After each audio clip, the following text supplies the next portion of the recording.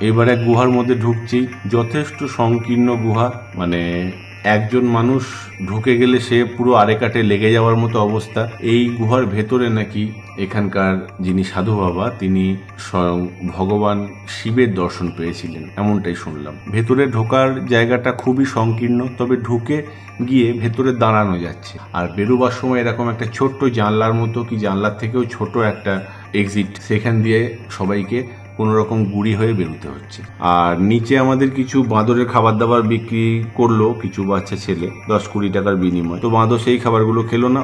এখানে এক ধরনের পাতা পাওয়া যাচ্ছে, সেটাও 5 টাকা কি 10 টাকার বিনিময়ে আমাদের কিনতে হলো। সেই পাতা বাঁদর হাত থেকে এসে নিচ্ছে এবং সঙ্গে ফটোগ্রাফার রেডি আছে, আপনার ঘাড়ে এসে বাঁদর উঠে বসবে এবং ফটোগ্রাফার সেই ছবি তুলে দেবে। এই বাঁদরের উপদ্রব কিছুটা উপলব্ধি করার পর এইবার সিঁড়ি শেষ, আমাদেরকে এইবার পাথর দিয়ে উঠতে হবে।